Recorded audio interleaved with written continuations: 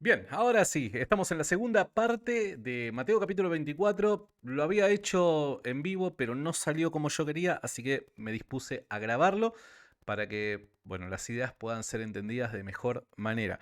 Nos habíamos quedado, si yo no me equivoco, en Mateo capítulo 24, versículo 15. Vamos a leer qué es lo que dice ese texto para poder conectar nuevamente con la enseñanza. Mateo capítulo 24, versículo 15, como podrán ver en pantalla, dice, por lo tanto, cuando veáis en el lugar santo la abominación desoladora de la que habló el profeta Daniel, el que lee, entienda. Habíamos dicho esto, lo relacionamos con Antíoco Epifanes en el siglo II antes de Cristo y después hemos visto que tenía sus referencias para el año 70 y todo lo que ocurrió en la invasión de Tito. ¿Está bien? Lo que sigue es simplemente una serie de advertencias por parte de Jesús a los moradores de Jerusalén, que eran cristianos, para que cuando vean estas cosas escapen, se tomen el buque. Dice a partir del 16. Entonces los que estén en Judea huyan a los montes, el que esté en la azotea no descienda para tomar algo de su casa, y el que esté en el campo no vuelva atrás para tomar su capa. Más hay de las que están en cinta y y de las que críen en aquellos días. Orad pues que vuestra huida no sea en invierno ni en día de reposo, porque habrá entonces gran tribulación, la cual no ha habido desde el principio del mundo hasta ahora, ni la habrá. Habrá gran tribulación. Y es ahí en donde vamos a arrancar, a partir del versículo 21. Habrá gran tribulación. Esto de la gran tribulación es lo que a muchos les hace ruido. Habrá gran tribulación como nunca la habrá, dice el mismo Señor Jesucristo. Entonces, ¿a qué se está refiriendo? Se está refiriendo a un tipo de tribulación que la humanidad a lo largo de toda su historia jamás ha sido, ha habido, ha visto, perdón, ha sido testigo de ello. No necesariamente. A ver, recordemos el contexto. Contexto, la guerra de los judíos contra Roma, año del 66 al 73, esos 7 años fue una guerra terrible, particularmente en el año 70, los invasores a cargo de Tito, hijo de Vespasiano, que para ese entonces ya no era solamente un soldado, ¿no es cierto? Ya no era solamente un general, sino que ya había asumido como emperador en Roma. En cambio, o sea, entonces el lugar que estaba ocupando Vespasiano tratando de invadir Jerusalén para, entre comillas, traer nuevamente la paz por causa de la revuelta que habían iniciado los judíos, ahora quien tomaba su lugar era su hijo Tito. Y acá es en donde aparece una figura que va a ser clave para entender esta parte de la historia y es Josefo, Flavio Josefo. Flavio Josefo, primero, al inicio de la batalla, estaba del lado de los judíos. Sus tropas tuvieron que huir porque perdieron la batalla, se encontraban en una situación terriblemente desfavorable. Josefo incita a sus tropas a cometer suicidio para no caer en manos de romanos. Cuando le toca a él hacerlo, que se las rebuscó para ser el último en tomar esa acción, bueno, básicamente llega a un acuerdo con quien tenía que suicidarse y se entregan en manos de los romanos. Ahora, en ese momento estaba Vespasiano liderando las tropas de Roma en el ataque contra Jerusalén. Y Josefo muy astutamente le declara a Vespasiano a forma profética que él iba a ser el próximo emperador. Esto obviamente quedó ahí, pero llamativamente, cuando pasa el tiempo, Vespasiano asume como emperador y recuerda las palabras de Josefo. Es por eso que Josefo adquiere el favor de Roma de mano de Vespasiano, el nuevo emperador, y es como que gana ¿cómo decirlo? Ciertas facilidades, ¿no? Es como que Vespasiano derrama un poco de su gracia, por así llamarlo, sobre Josefo, de tal forma que Josefo pasa a ser ciudadano romano con posesiones en Roma y demás, pero además también empieza a ocupar un rol crucial en esta guerra, y es el rol de mediador. Josefo era la persona que deseaba utilizar Vespasiano, y en este caso Tito, su hijo, para poder llegar a un acuerdo, entre comillas, con los judíos. ¿Cuál era ese acuerdo? Ríndanse, básicamente. Entonces Tito enviaba a Flavio Josefo para que intente dialogar y llamar a la reflexión, entre muchas comillas, a los judíos para que bajaran las armas, Porque en definitiva Roma no quería destruir Jerusalén. Roma quería que sigan las cosas tal y como estaban. A ellos les convenía eso. O sea, a Roma lo que le conviene es tributar de todas estas regiones que habían conquistado. Entonces ellos no querían barrer con la ciudad. Los judíos, al no rendirse y al tomar a Josefo como un traidor, bueno, básicamente le dan la espalda, ¿no? Y siguen con su revuelta. La cuestión es que Josefo va a ser crucial para nosotros, porque luego es quien narra toda esta historia y por medio de él, como testigo presencial, es que podemos conocer las cosas tal y como ocurrieron. Es por eso que para poder entender qué es lo que estaba sucediendo en ese momento dentro de Jerusalén, vamos a fiarnos de Josefo.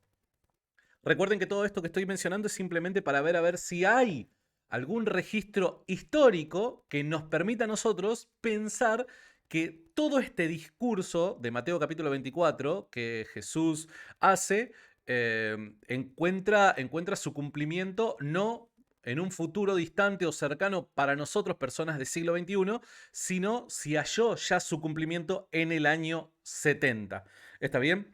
Entonces, a ver, vamos a leer alguna de las líneas de Flavio Josefo para ver a ver si podemos pensar de que esta gran tribulación sucedió o no. Por dar un ejemplo, miren, cito el libro de Sam Storms, Venga su reino, propuesta amilenial. Particularmente estoy citando acá el capítulo, bueno, el número no lo recuerdo, Escatología de Jesús, página 173. Dice lo siguiente: multitudes de ladrones, celotes y asesinos habían acudido a la ciudad en busca de refugio. Recordemos que cuando Tito asedia la ciudad, cuando rodea la ciudad, justo era una fiesta, la fiesta de la Pascua. Y recordemos que los judíos, tanto Pascua, Pentecostés como tabernáculos, era una fiesta muy importante para ellos. De tal manera era la importancia que no importaba el lugar en el que te encuentres en el mundo, los judíos consideraban de que era una obligación el peregrinar a la ciudad durante esas fiestas, durante el periodo de esas fiestas. Era una obligación religiosa, ellos peregrinar a la ciudad durante esas fiestas. Llamativamente, es durante el transcurso de la fiesta de la Pascua, donde habían, o sea, muchísimos peregrinos, de hecho creo que superaba el número del millón entre los peregrinos, cuando llega Tito y rodea la ciudad. Por ende, cuando la ciudad tiene que cerrar sus puertas para evitar la invasión de los romanos, la gente que queda del lado de adentro no era solamente la gente que vivía en Jerusalén, sino que había probablemente más de 1 millón de personas a más de la que solía estar. ¿Por qué? Porque eran estos peregrinos que asistieron a la fiesta de la Pascua. ¿Esto qué tiene de importante? Tiene mucho de importante. Porque una ciudad que está rodeada, una ciudad que está cerrada, tiene recursos limitados. Recursos que son limitados, pero que, a ver, se pueden estirar más en la medida de que no se consumen lo suficiente, de que no se consumen rápido. Ahora, si vos tenés dentro de la ciudad recursos limitados y además tenés 1 millón de personas a más de las que suelen ser, esto va a traer un problema. Esto de alguna manera te va a perjudicar. Sigo leyendo. Eh, cuando todos se recluyen en la ciudad, no eran los Ingals que se estaban recluyendo en la ciudad solamente. ¿Está bien? Habían también grupos de celotes, habían grupos de asesinos. O sea, la ciudad, cuando cierra sus puertas, era un caldero hirviendo. ¿Se entiende? ¿Por qué? Porque todas las diferentes sectas judías que peleaban por el poder, estaban todas metidas dentro de la ciudad. Previo a esto, recordemos que Vespasiano avanza en el intento de conquista, ¿no? O reconquista y llega a Jerusalén. Y se entera Vespasiano, todo previo a lo que estoy contando, se entera Vespasiano de que había una guerra civil en Roma. ¿Por qué? Por el poder del imperio, por el lugar de César, dado que Nerón había muerto. Entonces Vespasiano tiene que volver con sus tropas a Roma. Eso arroja una relativa calma en estas tierras, porque los ejércitos enemigos se fueron por el lío que estaba ocurriendo en Roma. Durante ese periodo de tiempo de una supuesta paz, tranquilidad, los judíos empiezan a discutir entre ellos y a pelear por el poder. ¿Quién tiene el poder ahora? ¿De quién es el poder? Por ende empezaron a haber enfrentamientos entre las diferentes facciones de los judíos. Estos enfrentamientos llevaron a debilitar cada vez más al pueblo judío, de tal manera que cuando regresó Roma, esta vez a cargo de Tito, se encontraron todos juntos dentro de la ciudad con más de 1 millón de personas que eran peregrinos, demás, con recursos limitados y además fracturado el poder político y gubernamental de Jerusalén. Todos peleando contra todos por el poder. O sea que por fuera estaba la amenaza de Roma y por dentro había una guerra civil. Era un caldero. Y no solamente eran estos poderes políticos, sino que también estaba lleno de asesinos, celotes y demás. Era básicamente un estado de anarquía en el que se que se encontraba Jerusalén en ese momento. Sigo leyendo. En la ciudad no había orden ni ley. El caos y la anarquía reinaban. La ciudad estaba dividida en facciones en guerra que se turnaban para atacarse entre sí. En un incidente, más de 12.000 de los nobles y ciudadanos más importantes de la ciudad fueron torturados y asesinados por los celotes. 12.000 nobles. ¿Quién los mató? ¿Roma? No, los celotes. Entre judíos se estaban matando dentro de las murallas. A los que intentaron escapar, les cortaron la garganta y dejaron que sus cuerpos se pudrieran en las calles. O sea, si vos, además, estando adentro, querías salir de los muros hacia afuera, te encontraban los celotes, te cortaban la garganta y dejaban que tu cuerpo se pudra en las calles simplemente para infundir miedo a los demás habitantes y peregrinos que se encontraban dentro de la ciudad para que no hicieran lo mismo. Esas eran las condiciones en las que se encontraba Jerusalén para el año 70.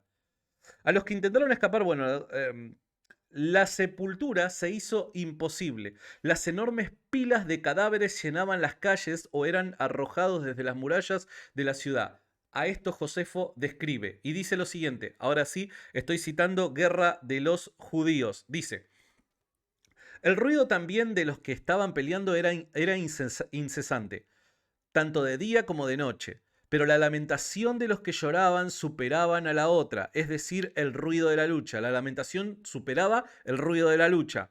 Además, ellos todavía inventaban algo u otro que era pernicioso contra ellos mismos, y cuando se resolvían sobre algo lo ejecutaban sin piedad y no omitían ningún método de tormento ni de barbarie. Era un caos dentro de la ciudad, era realmente un caos dentro de la ciudad. Sigue, añade Josefo en Guerra de los Judíos, dice: la locura de los sediciosos también aumentó junto con su hambruna, y ambas miserias se infiltraron cada día más, porque no había maíz que apareciera públicamente en ninguna parte. Ahora era un caso miserable y una visión que con justicia traería lágrimas a nuestros ojos, tanto que los niños sacaban los mismos bocados de sus padres y comían de sus bocas. Y así hicieron las madres en cuanto a sus bebés. Es más, hay otras historias que se nos narra acerca de mujeres que comían a sus hijos dentro de la ciudad durante el año 70. ¿Por qué? Porque no había absolutamente nada para comer en ese lugar. ¿Por qué no había nada para comer? Nuevamente, recursos limitados y más de 1 millón de personas de más, los peregrinos que habían ido a la fiesta de la Pascua. Así pasaron 5 meses. 5 meses estuvieron todos encerrados, muros hacia adentro, con guerra civil, con hambre, con pestes. ¿Por qué pestes había dentro de la ciudad? Por los cadáveres que dejaban en las calles que se pudran. Eso traía pestes. Continúa Josefo en Guerra de los Judíos. Por lo tanto, es imposible repasar claramente cada caso de la iniquidad de estos hombres. Por lo tanto, voy a decir lo que pienso aquí de una vez brevemente. Y dice: Ni en ninguna otra ciudad sufrieron tales desgracias, ni ninguna era engendró una generación más fructífera en la maldad que lo que ésta fue. Desde el principio del mundo nunca se vio algo por el estilo, dice ¿quién? Un apóstol, un cristiano, Josefo. Josefo que no era cristiano. Pero toda esta descripción parece encajar muy bien con aquel discurso que venimos estudiando, el de Jesús capítulo 24, el de Jesús en Mateo capítulo 24. Sigo leyendo Guerra de los Judíos. Dice Josefo: entonces la hambruna amplió su progreso y devoró a la gente con hogares y familias enteras. Los aposentos altos estaban llenos de mujeres y niños que morían de hambre, y las calles de la ciudad estaban llenas de cadáveres de ancianos. Los niños y los jóvenes vagaban por los mercados como sombras, todos hinchados por el hambre, y caían muertos donde quiera que su miseria se apoderaba de ellos. Las dificultades de Jerusalén se agravaban cada día más, y de hecho la multitud de cadáveres que se amontonaban entre sí era una visión horrible, y producía un hedor pestilente, lo que era un obstáculo para aquellos que saldrían de la ciudad y pelearían contra el enemigo. Entiendan esto. La condición de la ciudad y de las personas que estaban dentro, que se estaban preparando supuestamente para una guerra, era caótica. Estos mismos que estaban padeciendo de pestes, de hambres y de sedición, de anarquía, mejor dicho, dentro de la ciudad, eran aquellos que tenían que salir muros hacia afuera a batallar contra el poder mundial de turno, el Imperio Romano. Evidentemente las cosas no iban a salir bien. Josefo describe, aquí en Guerra de los Judíos también, cuando los soldados de Roma entran dentro de la ciudad. Y describe cuál es la impresión que a los soldados romanos le causa el ver la realidad de los judíos que vivían murallas hacia adentro. Y dice lo siguiente: cuando entraron en números en los caminos de la ciudad con sus espadas desenvainadas, mataron a los que habían alcanzado sin piedad y prendieron fuego a las casas donde los judíos habían huido y quemaron cada alma en ellos y devastaron una gran parte del resto. Cuando llegaron a las casas para saquearlas, encontraban en ellas familias enteras de hombres muertos y los aposentos altos llenos de cadáveres muertos y que murieron de hambre. Luego se quedaban horrorizados ante esta vista y salían sin tocar nada, pero a pesar de que pero a pesar de que tenían esta conmiseración por los que fueron destruidos de esa manera, no la tenían para con los mismos que todavía estaban vivos, sino que atravesaban a todos a través de los que se encontraban. Y obstruían las vías con sus cadáveres y llenaban toda la ciudad con sangre, hasta tal punto que el fuego de muchas de las casas se apagó con la sangre de estos hombres. ¿Qué es lo que dice Josefo? Cuando los romanos entraron a la ciudad, mataban a todo aquel ser humano que se hallara con vida o que se moviera, ¿no? Desenvainaban sus espadas y los atravesaban sin ningún tipo de piedad. Pero cuando entraban a las casas, se encontraban con familias enteras a montones apiladas, muertas de hambre.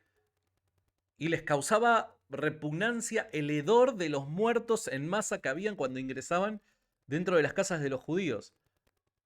Dice que tal fue el derramamiento de sangre que los incendios podían apagarse aún con la sangre derramada por los judíos. Dice Flavio Josefo en Guerra de los Judíos, sigo leyendo, y fíjense cómo culmina esta descripción. Dice lo siguiente: la guerra de los judíos, perdón, la guerra que los judíos hicieron con los romanos ha sido la más grande de todas. No solo la que ha habido en nuestros tiempos, sino también, de alguna manera, de las que jamás se haya escuchado, tanto en las que las ciudades han luchado contra ciudades como naciones contra naciones.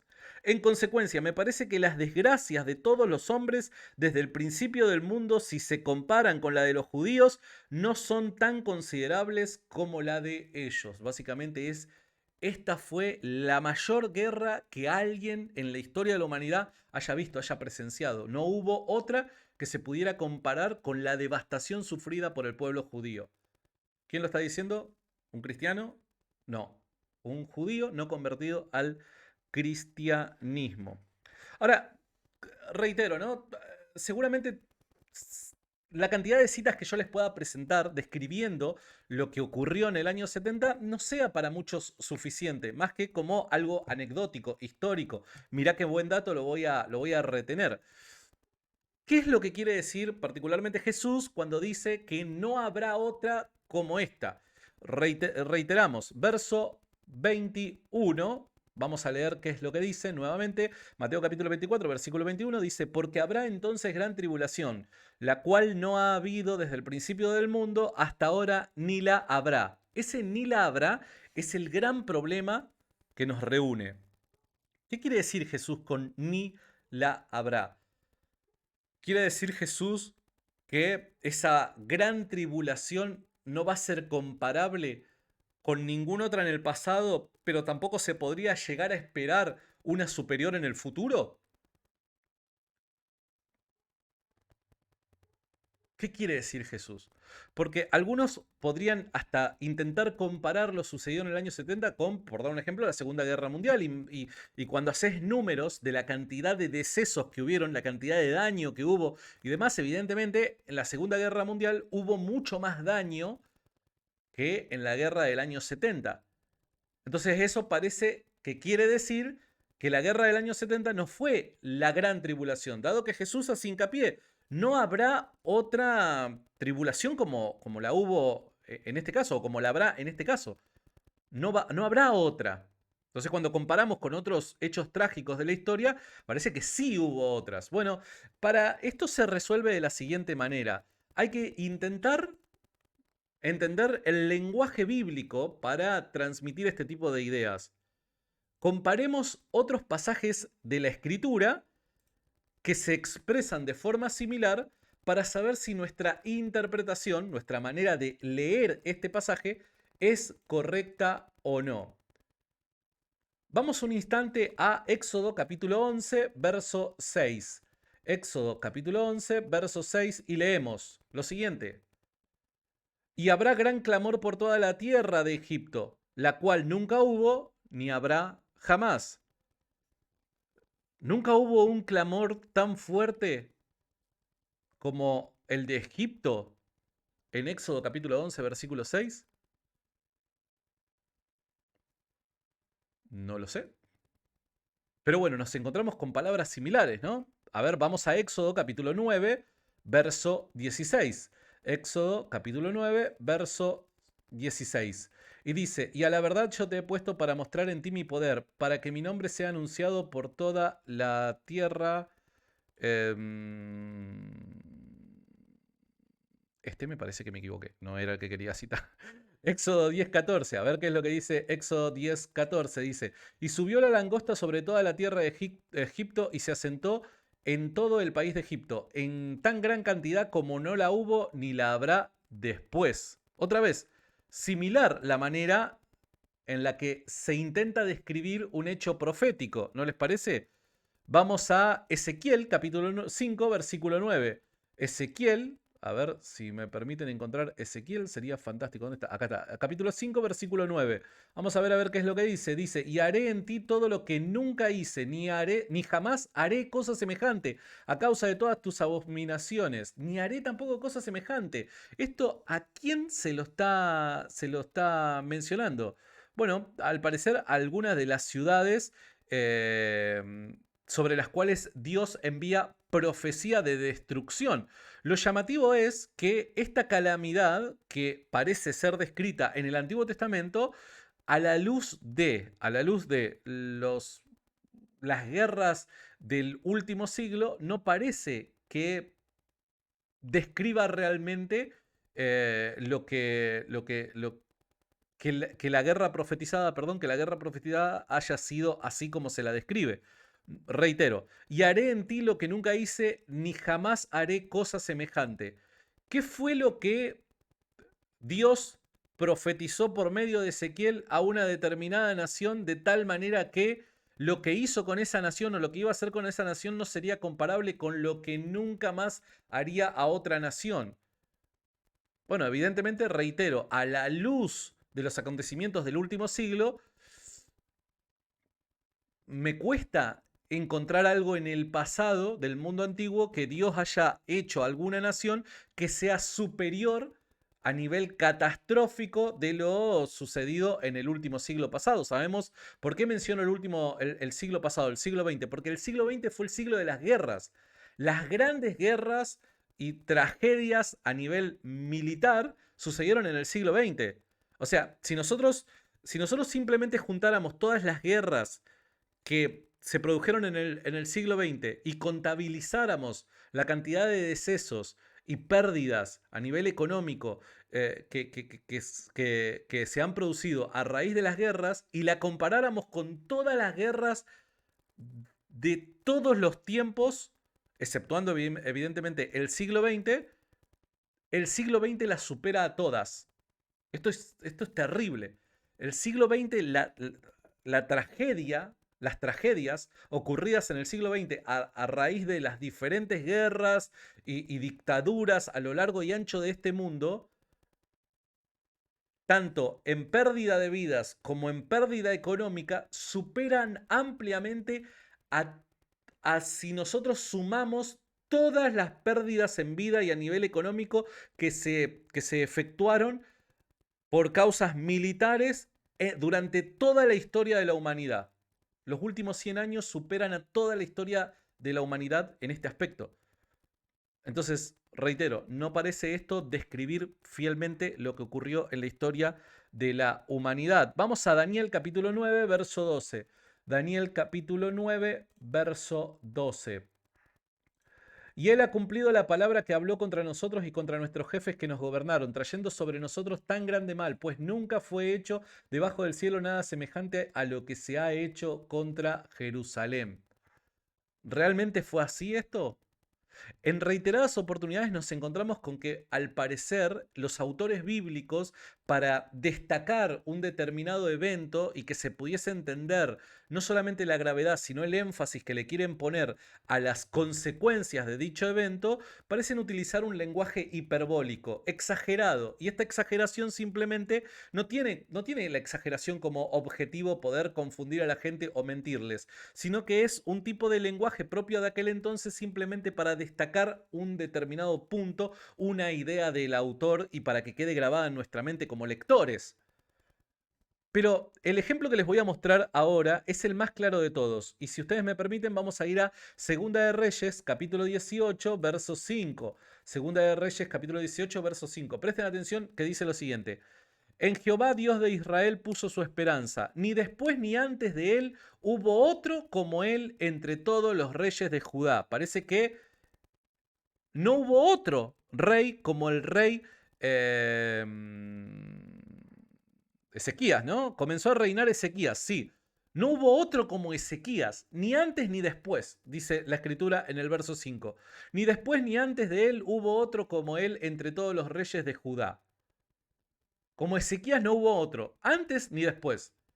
Pero si vamos tan solo 5 capítulos más adelante, en el capítulo 23, versículo 25, nos vamos a encontrar con lo siguiente. Dice lo siguiente. No hubo otro como rey antes, no hubo otro rey antes de él que se convirtiese a Jehová de todo corazón, de toda su alma y con todas sus fuerzas, conforme a la ley de Moisés, ni después de él nació otro igual. Pero como no me estaban diciendo que Ezequías, o sea, no hubo otro como él, ni antes ni después, y 5 capítulos más adelante aparece otro que parece superarlo, esto o es una contradicción o evidentemente se está utilizando un tipo de lenguaje habitual para aquel entonces que confunde la mente moderna, pero que intenta, a la luz de la manera de comunicar ideas de aquel entonces, enfatizar una determinada característica de aquello que se está tratando de describir. En este caso, el carácter o el tipo de reinado de un determinado individuo en el pasado. Simplemente esto es, o parece ser, una hipérbole. Reitero, es un tipo de, o es un instrumento del lenguaje para destacar simplemente una idea que tiene el autor y que no se pase desapercibido delante del lector. Nada más que eso. ¿Está bien? Entonces regreso cuando vamos a Mateo capítulo 24, versículo 21, nos encontramos con que dice, porque habrá entonces gran tribulación, la cual no ha habido desde el principio del mundo hasta ahora, ni la habrá. Esto parece ser el mismo tipo de lenguaje que acabamos de ver en todos los otros ejemplos y que, ojo, podría utilizar más ejemplos. Evidentemente el tiempo no me da para citar todos los ejemplos que en la misma Biblia encontramos y que son terriblemente similares a la manera de hablar de Jesús.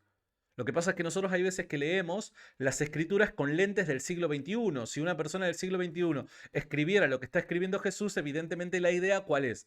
De que no va a haber literalmente otra igual. Pero nosotros no podemos leer la escritura de esta manera, sino que la tenemos que leer con los lentes del mundo antiguo. ¿Está bien? Así que, bueno, eso al parecer diría de que hay buenas razones al menos para pensar de que es un tipo de vocabulario, eh, es un tipo de vocabulario hiperbólico. ¿Está bien? Bueno, a ver, lo que dice de acá hasta el 29 es básicamente una descripción nuevamente de ciertas características. Por dar un ejemplo, dice, bueno, la aparición de la señal del Hijo del Hombre, creo que ahora lo menciona, dice que habrán falsos cristos, falsos profetas, harán grandes señales, prodigios y cosas por el estilo. Lo de falsos cristos, falsos profetas, falsos mesías, falsos profetas. La diferencia entre falsos cristos y falsos profetas es el siguiente. Falsos cristos es falsos mesías. Hemos visto en el video pasado de que aparecieron falsos mesías. Personas que se adjudicaban una determinada cualidad recibida por Dios o algo por el estilo, donde, bueno, ellos iban a ser quienes ayudaron al pueblo de Israel bueno, a ser librados del poder de Roma y cosas por el estilo. Eso lo vimos el video pasado. Ahora, ¿cuál es la diferencia con falso profeta? Falso profeta es aquel que emite, aquel que hace una, o sí, transmite ideas erróneas, aquel que pervierte la religión verdadera, aquel que por medio de su predicación pervierte la religión verdadera, el significado religioso verdadero. ¿Cuál es la religión verdadera? ¿Cuál es el evangelio verdadero? El de Cristo. Por ende, aquel que predique un evangelio distinto, dice Pablo, sea anatema, ¿no? ¿Y quiénes eran aquellos que estaban predicando evangelios distintos? Estos falsos profetas. Bueno, en el tiempo bíblico podemos encontrar, al menos en las páginas del Nuevo Testamento, podemos encontrar tanto a los judaizantes como a los gnósticos. Los judaizantes los enfrenta principalmente Pablo en las páginas del Nuevo Testamento. Los gnósticos son enfrentados en principio, porque recién estaba comenzando ese movimiento para ese entonces, por el apóstol Juan. ¿Está bien? Pero estos dos pueden ser catalogados como falsos profetas. ¿Por qué? Porque utilizan la figura de Jesús en términos religiosos para transmitir ideas que van en contra del evangelio predicado por Jesús. Esto es una característica que comparten tanto los judaizantes como los gnósticos, pese a que ambos sostienen ideas distintas, pero el objetivo básicamente es el mismo. Entonces esa es la diferencia entre ambos. Bueno, ahí estamos hablando de la señal del Hijo del Hombre, que ahora voy a regresar. Lo que sí, voy a centrarme en el versículo 29. Versículo 29 en adelante dice, e inmediatamente después de la tribulación de aquellos días, ¿qué tribulación? Bueno, al parecer la que acabamos de describir, ¿no? El sol se oscurecerá y la luna no dará su resplandor, y las estrellas caerán del cielo, y las potencias de los cielos serán conmovidas. Parece que hay un caos cósmico. Hay una especie de caos cósmico. Realmente hay señales así. El día de ayer, al menos en esta parte del mundo, se pudo observar, si es que no estaba nublado, en el lugar en el que te encontrás, un eclipse de luna. Ese tipo de señales Jesús tenía en mente cuando hace esta descripción cósmica, que iban a aparecer realmente cometas, que iban a haber tipos de eclipse o que algún asteroide iba a impactar contra nuestro planeta. ¿Es eso lo que Jesús tiene en mente cuando dice lo que leemos en el versículo 29? Versículo 29, nuevamente cito, e inmediatamente después de la tribulación de aquellos días el sol se oscurecerá y la luna no dará su resplandor y las señales, perdón, y las estrellas caerán del cielo y las potencias de los cielos serán conmovidas. Seguimos leyendo hasta el verso 31 simplemente para poder entender toda la idea. Entonces aparecerá la señal del Hijo del Hombre en el cielo.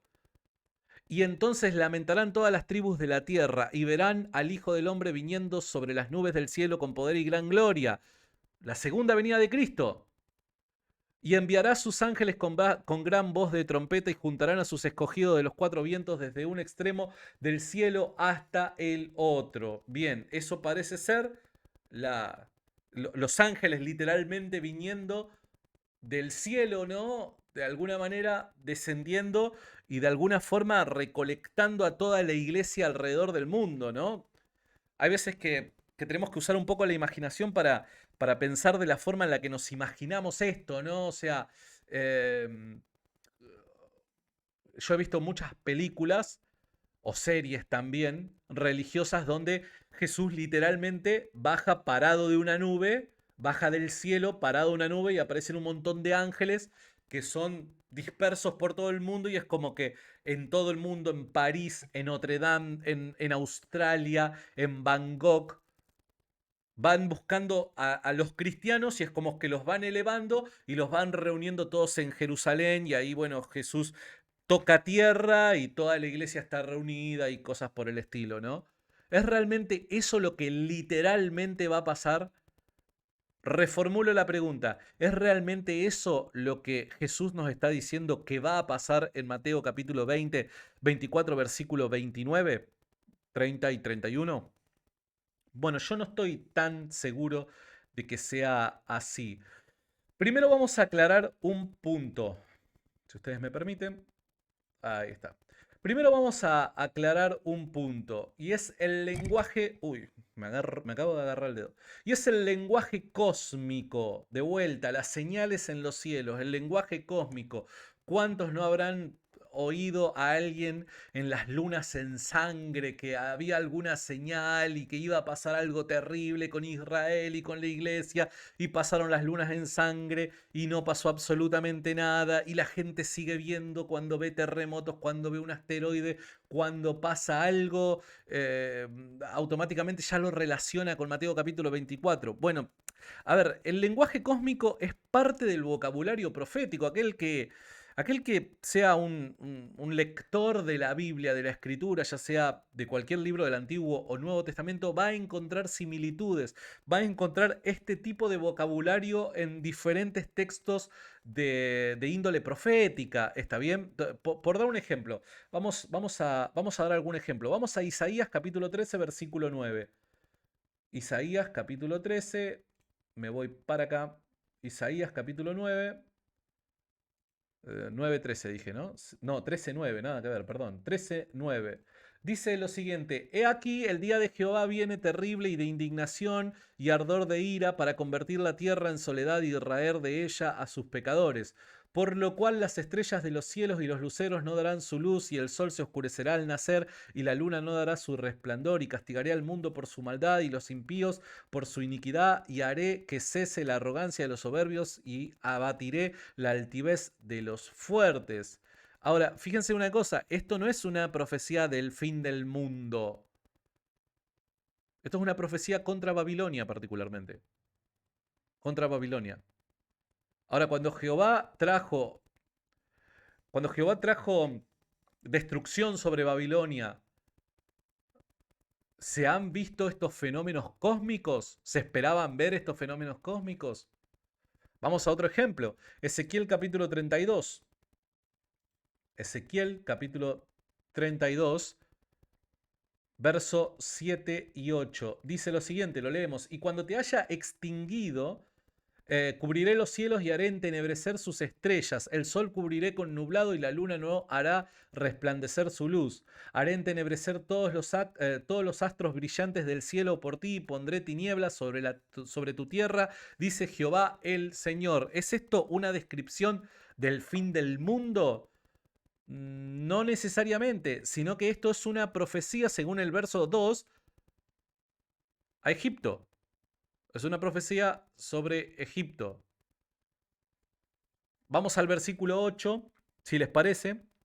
En el verso 8, perdón, en el verso 15, acabamos de leer el 8. En el 15 vamos a ver lo siguiente: cuando asuele la tierra de Egipto y la tierra quede despojada de todo cuanto en ella hay, cuando mate todos los que en ella moran, sabrán que yo soy Jehová.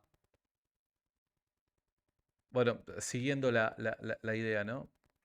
Pensé que ahí tenía Perdón por mis notas algunas veces fallidas. Isaías 34:4. Vamos a Isaías 34:4. Dice, y todo el ejército de los cielos se disolverá y se enrollarán los cielos como un libro, y caerá todo su ejército, como se cae la hoja de la parra, y como se cae de la higuera. ¿Esto es una profecía para el fin del mundo? No, evidentemente no. Esto no es una profecía hacia el fin del mundo. Y mismo así, en el lenguaje profético se expresan ideas mediante el caos cósmico. Esto es una profecía contra Edom. ¿Está bien? Entonces, y esto, a ver, podríamos tocar un montón de ejemplos más. Ni hablar de Apocalipsis, pero Apocalipsis dentro de poco vamos a mencionar algo un poco más profundo acerca de ese libro, ¿no? Entonces vemos de que una característica que comparten los textos proféticos es el vocabulario cósmico. Es apelar al cosmos y su caos como una señal de juicio. El caos cósmico es una señal de juicio.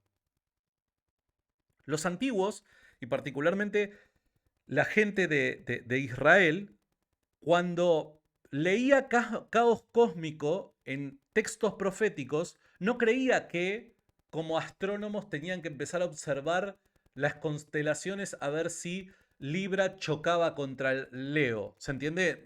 No esperaban ese tipo de colisión cósmica o cosas similares.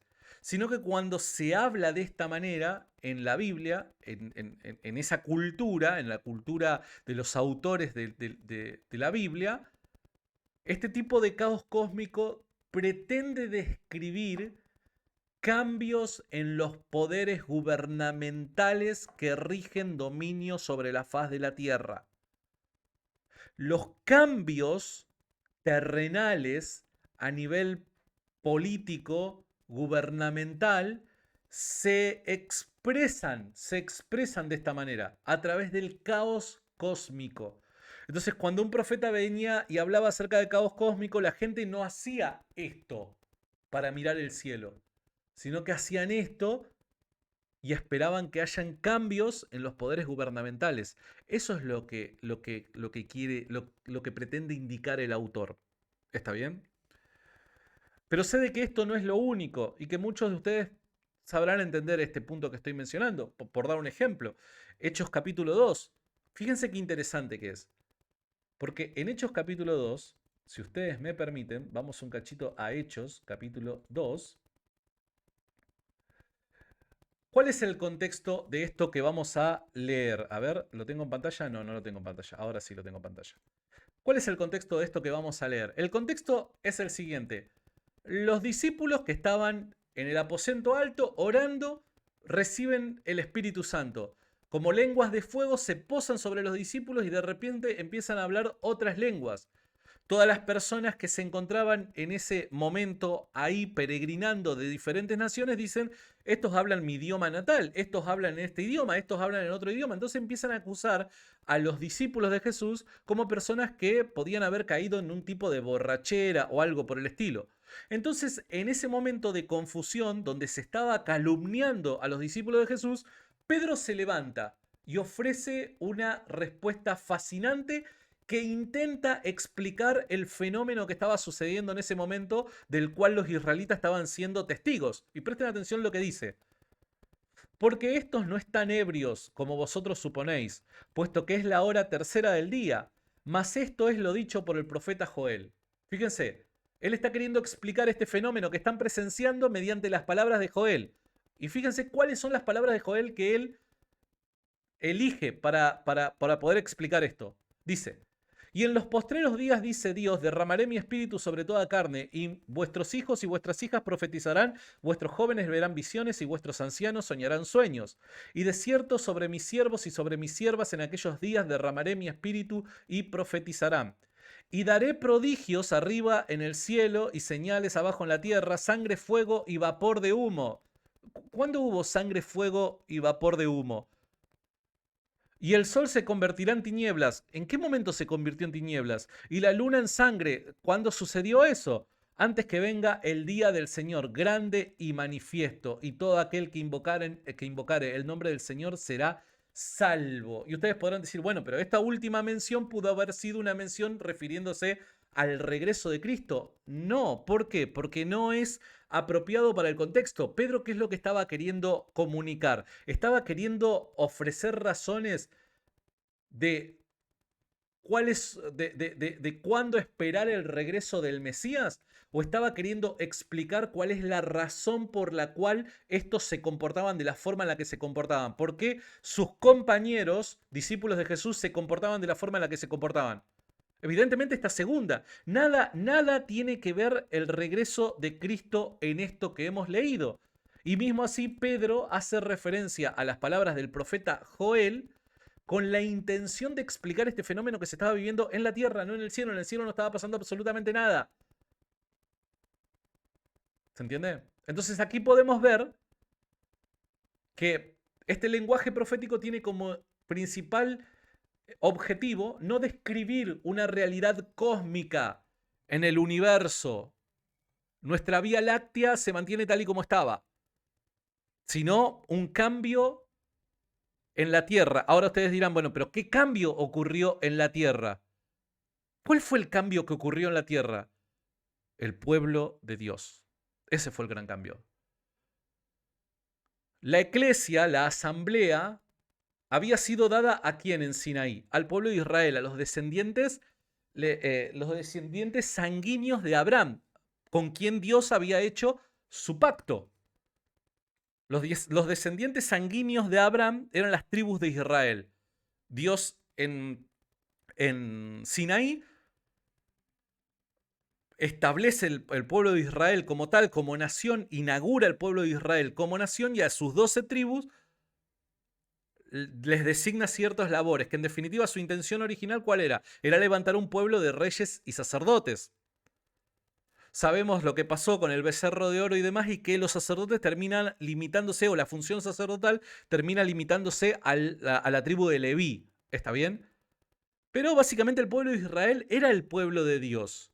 El pueblo de Israel era el pueblo de Dios, quienes habían recibido los mandamientos, quienes habían en boca de Pablo recibido los oráculos del Señor, las profecías, la escritura, el templo, los sacrificios, el pacto, todo lo había recibido el pueblo de Israel.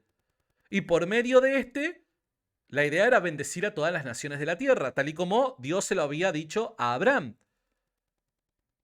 Ahora, este encargo, esta comisión al pueblo de Israel, que eran aquellos descendientes sanguíneos de Abraham, fue tomada y le fue dada a otro pueblo, tal y como lo enseñó Jesús. ¿A quién? Sino a la iglesia. A la iglesia le fue dado. A la iglesia. Fíjense qué llamativo que es esto. Recuerden en el video pasado que yo mencioné que llamativamente cuando en Mateo capítulo 23 se hace una descripción acerca de, bueno, primero Jesús empieza a reprender a todos los fariseos y escribas en ese momento y demás, y luego cuando dice, y su casa será dejada, se muestra una imagen que para un israelita de aquel entonces causaría mucho ruido en sus oídos, haría que retumbase en sus oídos. ¿Cuál era esa imagen que quedaba plasmada? Era Jesús saliendo del templo y yéndose al monte de los olivos. Según Ezequiel, ¿se acuerdan que lo habíamos visto esto el video pasado? Según Ezequiel había una profecía. La profecía era que la gloria de Dios se iba del templo y reposaba sobre el monte del Oriente, creo que dice la profecía, si yo mal no recuerdo. El monte del Oriente. Esta misma escena estaba siendo representada por Jesús, quien es la gloria de Dios. Entonces, esta escena halla su cumplimiento ¿cuándo, muchachos? En Pentecostés. ¿Por qué? Porque ya en el ministerio terrenal de Jesús, la gloria de Dios abandona el templo. ¿Y a dónde reposa la gloria de Dios?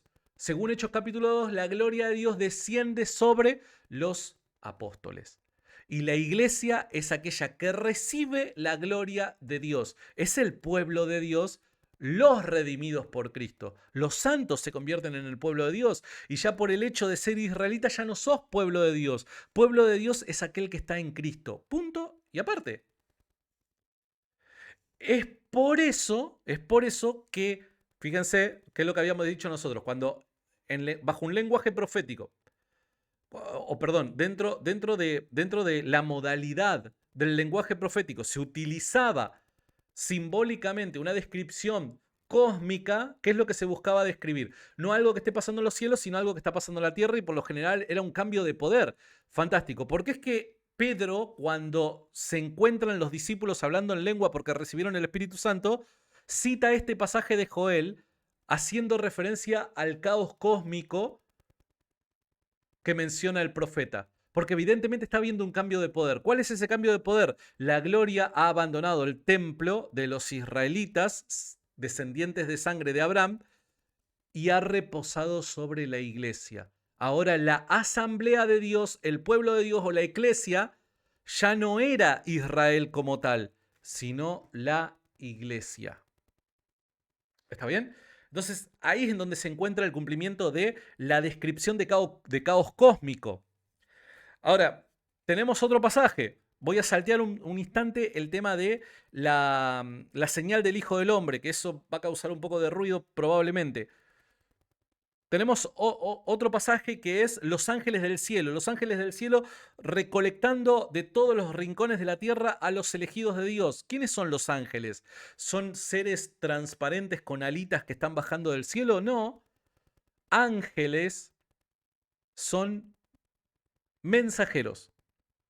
Son mensajeros. Recordemos el libro de Apocalipsis, cuando dice, escribe al ángel de la iglesia de, ¿que era acaso, no sé, Miguel escribiéndole a Gabriel? No, evidentemente no. Cuando se utiliza este vocabulario se hace referencia a un designado líder de la iglesia. Juan, ¿a quién le estaba escribiendo? Al obispo de Sardis, al obispo de... pero a una persona de carne y hueso, designada por la iglesia a cumplir una función ministerial. A estas personas se les llamaba ángeles, que eran los mensajeros, básicamente. Entonces, cuando se describe de que los ángeles van a recolectar a los elegidos, ¿quiénes son estos ángeles? Son los apóstoles o los comisionados, que van a ir a predicar a las naciones, y así se cumple lo que dice el libro de los Hechos, que Dios añadía a la iglesia todos aquellos que habían de ser salvos. Dios es el que añade a la iglesia a todos aquellos que habían de ser salvos. ¿Qué es lo que estaba pasando? Por medio de la predicación apostólica, aquellos que habían de ser salvos eran reunidos, por medio de la predicación de sus ángeles, eran reunidos en la iglesia. Es básicamente eso. Entiendo de que muchas personas pueden llegar a decir, no, no, eso no. Pero, a ver, tenemos que hacer un esfuerzo en algo simplemente. Cuando nosotros creemos durante mucho tiempo una serie de ideas, las abrazamos como tal, como si fueran una verdad indiscutible, por así decirlo, y alguien te presenta otra postura, es difícil que de primera mano vos digas, ah, sí, listo, tiene sentido, ya está, abandono absolutamente todas mis otras ideas. En absoluto, mi intención no es esa. Pero fíjate, no vaya a ser cosa que, si tenés buenas razones para rechazar lo que te estoy diciendo, joya, buenísimo por vos. Ahora, si en realidad tu reacción es simplemente un no, pero como reacción, no por una cuestión intelectual, vos decís, no, no, no, acá le está fallando con respecto a esta interpretación. Simplemente si es una reacción decir no, porque me hace ruido, puede ser de que sea el sesgo que te está jugando una mala pasada. Seguimos. Entonces, bueno, pero en base a lo que hemos leído, ¿cuál es la señal del Hijo del Hombre que aparecería en el cielo? ¿Cuál es esta señal? ¿Cuál es esta señal? ¿Que acaso nosotros esperamos que cuando Jesús vaya a venir una especie de cruz aparece dibujada en el cielo, aparezca dibujada en el cielo? ¿Qué es lo que tiene que aparecer? ¿Un pececito dibujado en el cielo? ¿Cuál es esta señal que nosotros esperamos? ¿Cuál es la señal del Hijo del Hombre? ¿Cuál es la señal del Hijo del Hombre? Estamos hablando de un tipo de diseño, dibujo. ¿De qué hablamos? Bueno, muy probablemente esta señal del Hijo del Hombre no sea un dibujo que aparezca en el cielo, caricaturizando esto, ¿no? Sino que sea un hecho, un hecho. El hecho como señal, el hecho como señal. ¿Se entiende? ¿Cuál era el hecho o señal que mostrara que el Hijo del Hombre realmente era quien tenía el poder, quien había recibido el poder. La caída del templo, la destrucción del templo. La destrucción del templo. A ver. em,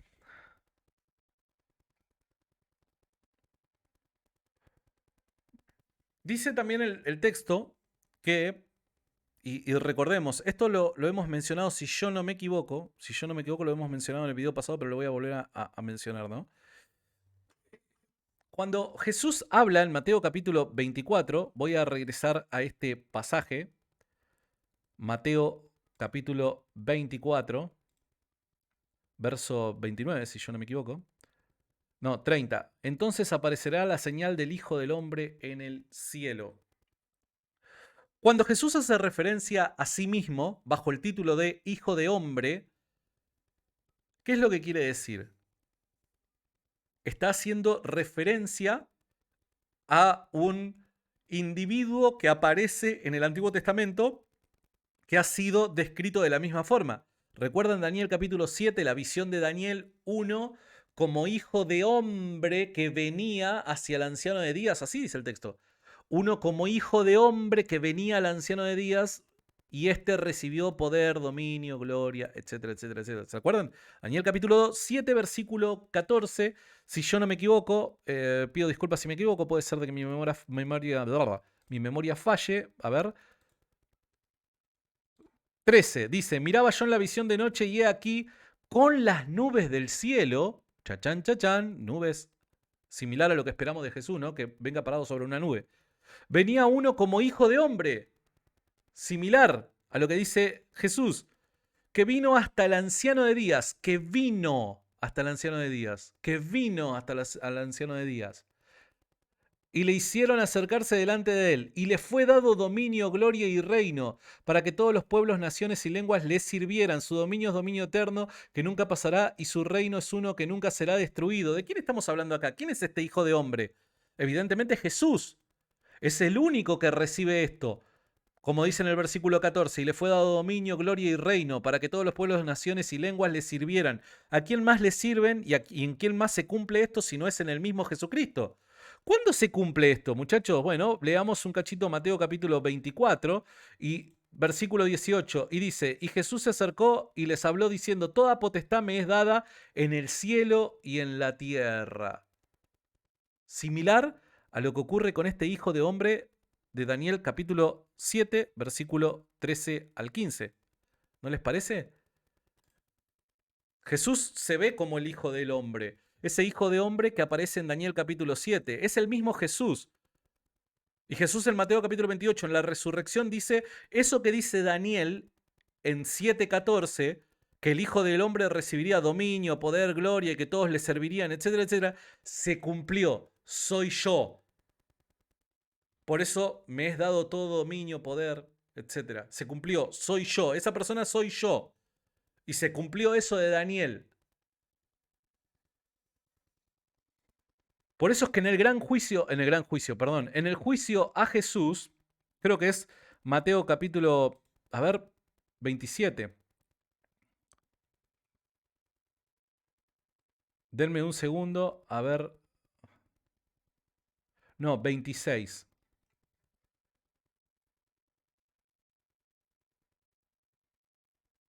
Fíjense lo que dice 26:64. Fíjense lo que dice 26:64. Jesús les dijo, tú lo has dicho y además os digo que desde ahora, ¿desde cuándo? Desde ahora, dice Jesús, desde ahora veréis al Hijo del Hombre centrado, de vuelta, el Hijo del Hombre, la figura de Daniel capítulo 7, verso 14 y 13. Al Hijo del Hombre sentado a la diestra de Dios, a la diestra del poder de Dios y viniendo en las nubes del cielo. Y viniendo en las nubes del cielo. De ahora, dice Jesús, le dice a los fariseos, a partir de ahora veréis al Hijo del Hombre viniendo en las nubes del cielo. No, verán en un futuro. Desde ahora lo veréis al Hijo del Hombre viniendo en las nubes del cielo. Fíjense, nuevamente, Daniel capítulo 7, Verso 13. Y yo miraba, y aquí con las nubes del cielo venía uno como hijo de hombre. Perdón, no lo había visto, no lo había mostrado, perdón. Pensé que lo había mostrado. Viniendo, 26:64. A partir de ahora le dice al sumo sacerdote, veréis al Hijo del Hombre viniendo con las nubes del cielo. ¿Y la profecía cumplida cuál era? El Hijo de Hombre acercándose al anciano de días, Dios el Padre, viniendo en nubes del cielo. Las nubes representan la presencia de Dios. No es una nube literal, tal y como Goku anda en la nube voladora, ¿no? No es ese tipo de nube, un hombre parado en una nube literalmente. Es una referencia profética, esto es un lenguaje profético. Entonces, esto de la señal, Mateo capítulo 24, Mateo capítulo 24, verso 30 creo que era. Esto de la señal del Hijo del Hombre, y verán al Hijo del Hombre viniendo sobre las nubes del cielo con poder y con gran gloria, no era un evento 21 siglos después de la muerte de Jesús. Jesús no tiene en mente el siglo XXI. Jesús tiene en mente la pregunta que los discípulos le hicieron al iniciar esta conversación. ¿Cuándo serán estas cosas? ¿Y de qué estaban hablando? De la destrucción del templo. La destrucción del templo era la señal del Hijo del Hombre recibiendo ese poder. Era la culminación de dicha señal, ¿no? Porque hubieron varias señales. Una de ellas comenzó en Pentecostés, cuando la gloria de Dios se posa sobre la iglesia, que había abandonado previamente en Mateo capítulo 23. La gloria abandona el templo. ¿Quién es la gloria? El mismo Jesús. La gloria abandona el templo. Hechos capítulo 2, la gloria se posa sobre la iglesia. Entonces acá Jesús no tiene en mente que va a venir en una nube parado el último y gran día.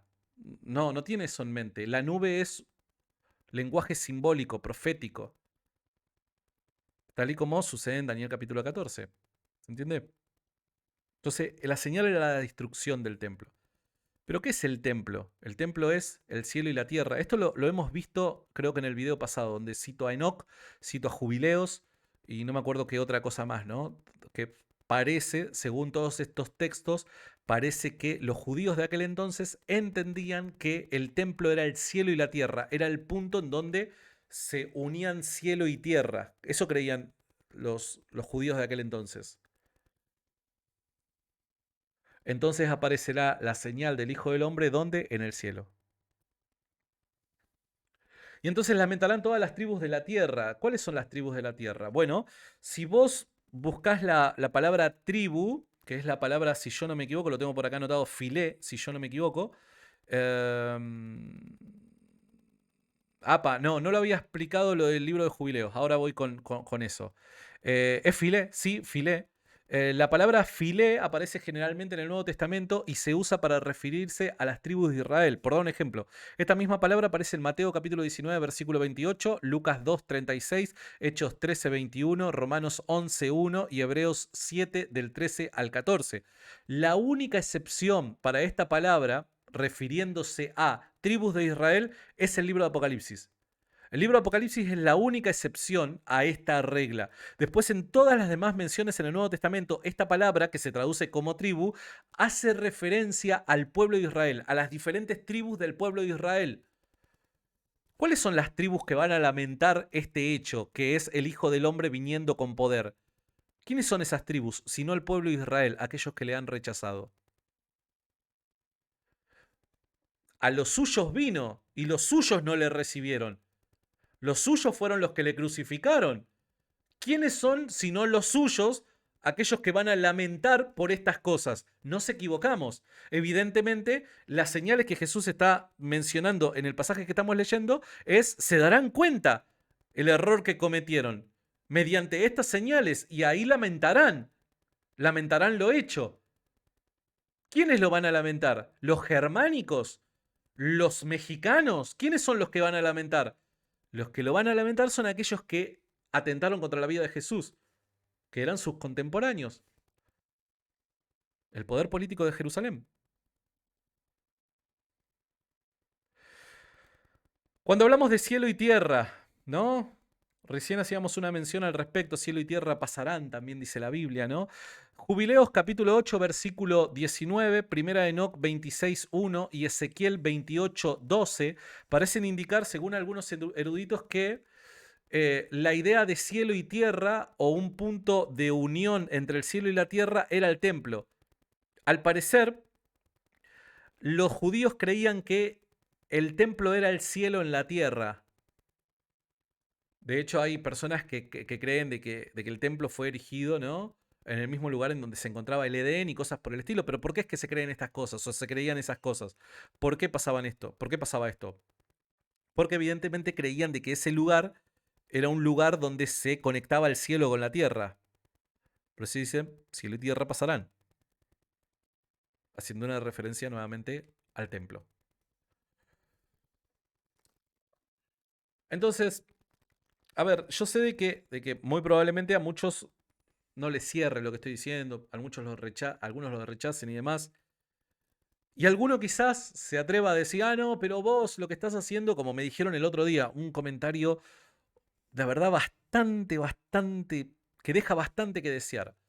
Una persona en el video anterior me dijo, vos estás haciendo que la gente pierda la esperanza en el rapto.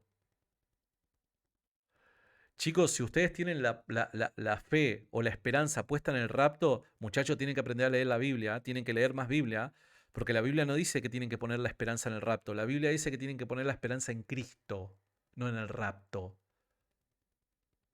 Y lamentablemente mucha gente está como confundida, sin ánimo de ofender a nadie, ni tampoco entendiendo de que en este tipo de ideas se encuentra malicia de fondo. Pero sí hay una gran equivocación. La gente no tiene que poner la esperanza en un rapto. La gente tiene que poner su esperanza en Cristo. ¿Está bien? Entonces, si supongamos, porque mi intención ni siquiera fue esa tampoco, ni siquiera lo mencioné el rapto. Que eso después en otro momento, evidentemente, si entiendo Mateo 24 de la forma en la que entiendo, es porque no creo en el rapto pretribulacionista. Es evidente eso. Pero si así fuera y estoy destruyendo la esperanza de la gente en el rapto, lo que les digo es, muchachos, construyan su esperanza en Cristo, que Él los guardará y estará con ustedes todos los días de su vida. ¿Está bien? Ahí le están errando al blanco. Ahora, otros podrán decir, bueno, pero en definitiva, ¿qué es lo que querés decir? ¿Que no hay segunda venida y cosas por el... No, jamás.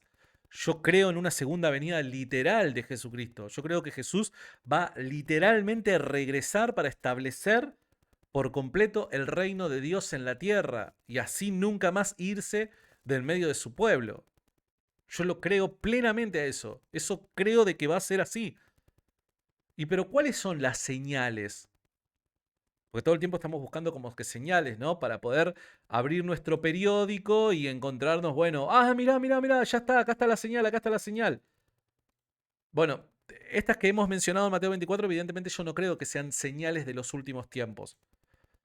Lo que sí, pese a que hay personas que pueden estar o no de acuerdo, yo me considero que no sostengo un preterismo total bajo ningún punto de vista, porque creo en un regreso literal de Cristo, ¿no?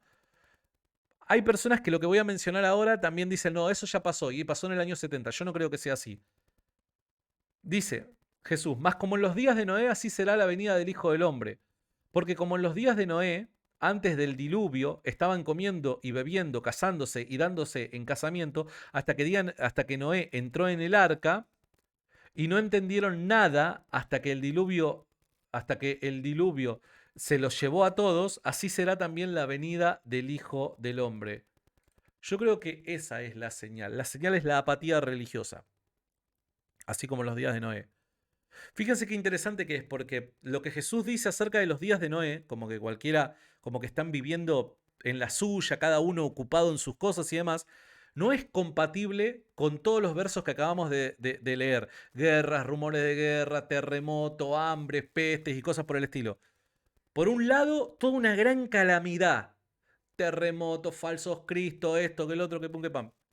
Por el otro lado, dicen, cada uno estará en su vida, casándose, bebiendo, dándose en casamiento, etcétera. Es como que siguen su vida de forma regular. Evidentemente, los dos escenarios son escenarios distintos. Uno es de calamidad y el otro es de apatía. ¿Se entiende? Yo creo que este segundo es el que al que estamos camino a cumplir. Yo creo que la apatía es la señal, la apatía religiosa. Por eso es que Jesús dice, ¿hallará el Hijo del Hombre fe en la tierra? La apatía es la señal, la apatía religiosa. Cuando ya la gente deje de pensar en Cristo, cuando ya la gente deje de pensar en el regreso de Cristo, ya cuando el cristianismo deje de ser algo que gobierne en la conciencia y moral de los individuos, esa apatía religiosa, ese egoísmo en la vida donde solamente persigo mi sueño americano, es la gran señal de que Cristo viene, el inminente regreso de Jesucristo. Entonces yo dejaría, chicos, de darle tanta atención a los terremotos, a las pestes y cosas por el estilo, y me empezaría a enfocar en la apatía religiosa, en la apatía espiritual que hay, en la frialdad espiritual que hay, donde ya ni siquiera meditamos, reflexionamos acerca de Cristo y muchos ni siquiera piensan de forma correcta en su venida.